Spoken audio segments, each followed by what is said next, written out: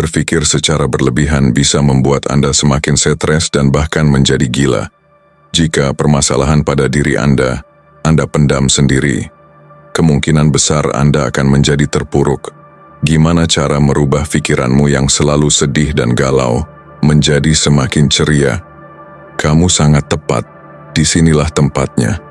Kami King Stoic akan memberikan motivasi-motivasi penting untuk kalian dengarkan. Maka dari itu amati video ini, dengarkan dan kerjakan. Ayo kita mulai. Kadang hidup tidak keras, hanya suara dalam kepala kita yang terlalu bising. Pernah nggak kamu merasa seperti ada dinding tak kasat mata yang memisahkan kamu dari kebahagiaan? Rasanya dekat, bahkan mungkin kamu sudah memegangnya. Tapi tetap saja, seperti tidak benar-benar milikmu. Seolah-olah kamu harus mendapatkan izin dulu sebelum kamu boleh merasa bahagia. Lucu ya? Kebahagiaan, sesuatu yang seharusnya lahir dari dalam, malah terasa seperti hak istimewa yang hanya bisa dimiliki oleh mereka yang layak. Tapi, siapa yang menetapkan kelayakan itu? Bisa jadi, kamu sedang menghukum diri sendiri atas hal yang sudah lama berlalu. Atau kamu tumbuh dalam lingkungan yang meyakinkanmu bahwa merasa bahagia itu artinya kamu tidak cukup peduli pada penderitaan orang lain. Kamu mengira bahwa rasa senang harus dicicil, dan kalau kamu terlalu lama menikmatinya, akan ada konsekuensi yang tak terbayarkan. Ada kalanya, rasa bersalah justru muncul saat semuanya sedang baik-baik saja. Bukan karena ada yang salah, tapi karena kamu sudah terlalu terbiasa hidup dalam mode bertahan. Akhirnya, saat bahagia datang, kamu menolaknya. Bukan karena kamu tak mau, tapi karena kamu takut. Kamu takut kehilangan itu lagi. Kamu takut kecewa. Kamu takut ternyata semua ini cuma sementara. Dan dalam ketakutan itu, kamu membangun keyakinan bahwa mungkin kamu memang tidak pantas bahagia. Padahal, tidak ada kontrak dalam hidup yang bilang bahwa kamu harus menunggu bencana baru, bisa layak merasa lega. Kalau kamu bertanya apakah itu masuk akal? Secara biologis, iya. Otak kita menyukai pola. Dan kalau selama ini kamu terbiasa hidup dalam luka, maka bahagia pun akan terasa seperti ancaman. Bahkan beberapa studi menunjukkan, orang yang hidup dalam tekanan jangka panjang mengalami penurunan produksi dopamin. Jadi, ketika kebahagiaan datang, tubuhmu justru salah membaca sinyalnya. Ia panik. Tapi bukan berarti itu tak bisa diubah. Kamu bisa mulai dari yang paling sederhana. Izinkan dirimu untuk menikmati satu hal kecil setiap hari tanpa rasa bersalah. Tidak perlu spektakuler, cukup sesederhana membiarkan diri tersenyum tanpa curiga. Mungkin kamu belum sepenuhnya percaya, tapi tidak apa-apa. Rasa percaya pada kebahagiaan juga butuh dilatih, bukan dipaksakan. Dan kalau kamu masih ragu, bayangkan kamu adalah anak kecil yang sedang tersenyum lepas. Akankah kamu tega mengatakan padanya, "Jangan terlalu bahagia, nanti dihukum hidup"? Kamu tidak perlu sempurna untuk bahagia. Kamu hanya perlu jujur. Jujur bahwa kamu juga berhak, meskipun belum selesai. Tanda kedua, gagal menyadari nilai dirimu sendiri. Mungkin kamu terlihat kuat, terlihat tenang, terlihat seperti orang yang tahu kemana harus melangkah. Tapi jauh di dalam, ada suara kecil yang masih mempertanyakan, apa aku memang seberharga itu? Seperti yang kita bahas sebelumnya, tidak sedikit dari kita merasa tidak pantas untuk bahagia. Tapi ada lapisan yang lebih dalam dari itu. Bukan hanya soal pantas atau tidak, tapi tentang tidak benar-benar mengenali nilainya sendiri. Bayangkan kamu adalah seseorang yang sudah melakukan banyak hal, membantu banyak orang, memberi dampak. Tapi setiap kali ada yang memuji, kamu balas dengan tawa kecil, atau kalimat defensif seperti, "Ah, biasa aja kok." Di permukaan, itu bisa tampak seperti kerendahan hati. Tapi di baliknya, bisa jadi itu adalah keraguan yang dibungkus rapi. Dan ini bukan semata soal ego. Ini tentang bagaimana kita dibentuk oleh pengalaman. Banyak dari kita tumbuh dalam lingkungan yang mengajarkan untuk tidak menonjol, untuk tidak terlalu percaya diri karena takut jatuh. Akhirnya kita belajar menganggap pencapaian kita sebagai kewajaran, bukan sesuatu yang layak dirayakan. Lebih jauh lagi, ada yang merasa lebih nyaman saat gagal. Karena merasa ekspektasi orang akan menurun, tekanan hidup akan longgar. Seolah keberhasilan itu menuntut terus jadi hebat. Padahal, keberhasilan tidak harus jadi beban. Ia bisa jadi cermin yang mengingatkan bahwa kamu punya potensi lebih dari yang kamu kira. Kita juga seringkali lupa bahwa tidak semua nilai bisa diukur dengan standar yang sama. Tidak semua orang harus vokal untuk menjadi berharga. Tidak semua yang tidak terlihat berarti tidak berdampak.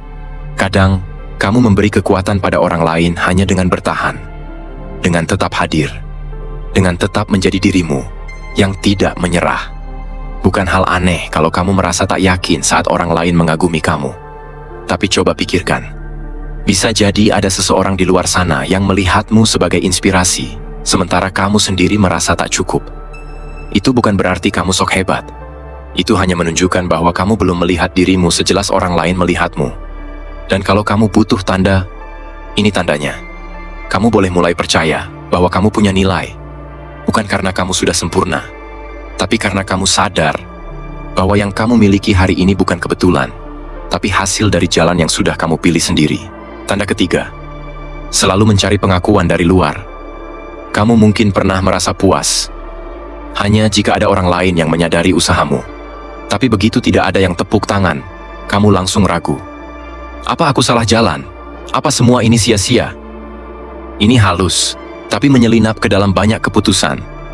Saat kamu mulai memilih berdasarkan siapa yang akan melihat, bukan karena itu benar. Atau ketika kamu lebih sibuk menata kesan daripada memperkuat pondasi. Dan seperti yang kita bahas di poin sebelumnya, ketika nilai diri tidak dibangun dari dalam, maka kamu akan hidup dalam gelombang emosi yang datang dan pergi. Tergantung siapa yang sedang menyorotmu hari ini. Coba pikirkan ini. Kalau tidak ada yang tahu kamu hebat, apa kamu masih akan melanjutkan usahamu? Kebutuhan untuk diakui itu manusiawi. Bahkan bayi pun tersenyum ketika dipuji. Tapi jadi masalah ketika satu-satunya alasan kamu bertahan adalah karena ada penonton. Karena pada akhirnya semua penonton akan bubar. Semua spotlight akan padam. Dan kamu hanya akan tinggal sendiri dengan pilihanmu. Mungkin kamu tumbuh di lingkungan yang selalu mengukur cinta lewat pencapaian. Atau kamu sering diminta, tunjukin dulu baru dapat pujian. Hal itu, perlahan, menanamkan keyakinan bahwa nilai diri hanya bisa dibuktikan lewat pengakuan orang lain. Tapi realitanya, kamu bisa membangun dunia yang kokoh, bahkan ketika tidak ada yang sedang melihat. Kamu bisa jadi seseorang yang kuat, bukan karena dilihat, tapi karena tidak perlu dilihat untuk tetap bernilai. Di sisi lain, tidak semua pengakuan itu buruk. Apresiasi tulus bisa jadi cermin yang menunjukkan sisi terbaik kita yang sering kita abaikan. Tapi perhatikan, apakah kamu sedang menerima cermin itu, atau sedang memohon supaya cermin itu tetap mengarah padamu? Dan hati-hati juga, karena kadang yang kita cari bukan pengakuan, tapi pelarian dari keraguan. Kita bersembunyi di balik likes, validasi, komentar, karena itu lebih mudah daripada berani jujur pada diri sendiri. Sekarang bayangkan ini, kalau kamu hidup di dunia tanpa sorotan, tanpa media sosial, tanpa pujian dan penilaian, apa yang masih ingin kamu lakukan? Karena mungkin itu yang sebenarnya kamu cintai, itu yang murni, itu yang milikmu, bahkan ketika tidak ada yang mengakuinya. Tanda keempat, mengutamakan kebutuhan orang lain dibanding dirimu sendiri. Kamu mungkin terbiasa jadi yang paling bisa diandalkan. Orang datang padamu saat mereka butuh sesuatu. Bahu untuk bersandar, waktu untuk didengarkan, tenaga untuk menyelesaikan masalah mereka. Dan tanpa pikir panjang, kamu langsung hadir. Tapi anehnya, saat kamu yang butuh, tak selalu ada siapa-siapa. Kalau kamu pernah merasa seperti itu, bukan kamu yang terlalu sensitif. Bisa jadi kamu sudah terlalu sering mengorbankan diri, sampai lupa rasanya didengarkan. Sampai lupa bahwa kebutuhanmu juga valid, bahwa kamu juga boleh kelelahan. Kita tumbuh dalam lingkungan yang mengajarkan bahwa menjadi baik artinya memberi. Dan benar, memberi memang mulia. Tapi memberi tanpa batas, itu bisa jadi racun yang pelan-pelan membunuh hubunganmu dengan dirimu sendiri. Seperti yang kita bahas sebelumnya, ada garis halus antara cinta dan kebutuhan untuk diakui. Sama juga dengan pengorbanan. Ada pengorbanan yang lahir dari kasih, ada yang tumbuh dari rasa takut ditinggalkan. Ada juga yang tanpa sadar jadi topeng agar kita tetap merasa penting. Menariknya, banyak orang yang paling banyak memberi justru merasa paling hampa. Karena yang mereka beri bukan dari kelimpahan, tapi dari tempat kosong yang mereka sendiri belum isi. Kalau kamu selalu jadi orang yang pertama membantu, pertanyaannya sederhana. Apakah kamu melakukannya karena kamu ingin? Atau karena kamu takut ditinggalkan jika tidak? Bayangkan ini. Kamu sedang duduk sendiri di kamar. Tidak ada telepon masuk. Tidak ada pesan masuk. Tidak ada yang membutuhkanmu. Lalu muncul pertanyaan. Kalau tidak ada yang butuh aku hari ini, apa aku tetap merasa cukup? Dan itulah refleksi pentingnya. Kalau kamu hanya merasa berarti ketika sedang memberi, berarti ada bagian dari dirimu yang belum kamu pulihkan. Kita memang tidak bisa hidup sendiri. Tapi hidup juga tidak hanya tentang jadi penolong untuk semua orang. Hidup juga tentang tahu kapan kamu harus jadi penyelamat. Bagi dirimu sendiri. Belajar menetapkan batas bukan berarti kamu egois. Justru sebaliknya. Batas yang sehat membuatmu bisa hadir secara utuh, bukan hanya sebagai pelayan kebutuhan orang lain, tapi sebagai manusia yang utuh dengan keinginan, harapan, dan luka yang juga butuh ruang. Dan kamu tidak harus menunggu orang lain memberimu izin untuk mulai memprioritaskan dirimu sendiri. Tanda kelima, terus membandingkan diri dengan orang lain. Kadang, kamu membuka ponsel pagi-pagi, dan yang pertama kamu lihat adalah hidup orang lain. Temanmu posting foto liburan, teman kerjamu baru dapat promosi, dan kamu masih rebahan sambil mikir, aku ketinggalan jauh ya. Tapi anehnya, kamu tidak benar-benar iri, kamu cuman merasa kecil, seolah semua usaha yang kamu lakukan gak ada artinya. Padahal, mungkin kamu juga sedang berjuang keras, mungkin kamu juga punya pencapaian. Tapi kenapa rasanya tetap kalah? Seperti yang sudah kita bahas sebelumnya, kamu bisa saja mengabaikan kebutuhanmu sendiri, merasa cukup jadi penolong. Tapi membandingkan diri? Ini beda. Ini seperti kamu berdiri di tengah stadion yang penuh sorak-sorai, tapi semua suara itu bukan buatmu. Dan kamu mulai percaya bahwa memang bukan kamu yang pantas. Apa iya hidupmu layak dibandingkan dengan potongan 15 detik reels hidup orang lain? Faktanya, otak manusia memang dirancang untuk meniru, mencerminkan, dan membandingkan. Mirror neuron bekerja aktif saat kamu melihat seseorang sukses. Sistem limbik merespons itu sebagai ancaman, padahal bukan. Dan dopamin? Dia membuatmu kecanduan like dan pujian, seperti seorang anak kecil yang tidak sadar sedang diberi permen untuk diam. Tapi kalau setiap pencapaian hanya diukur dengan pencapaian orang lain, kapan kamu berhenti merasa tertinggal? Ada yang bilang, bandingkan dirimu hari ini dengan dirimu kemarin. Tapi bagaimana bisa kalau yang kamu lihat setiap hari adalah sorotan hidup orang lain yang kamu bahkan tidak tahu utuh ceritanya? Mungkin kamu membandingkan dirimu dengan teman yang lebih sukses.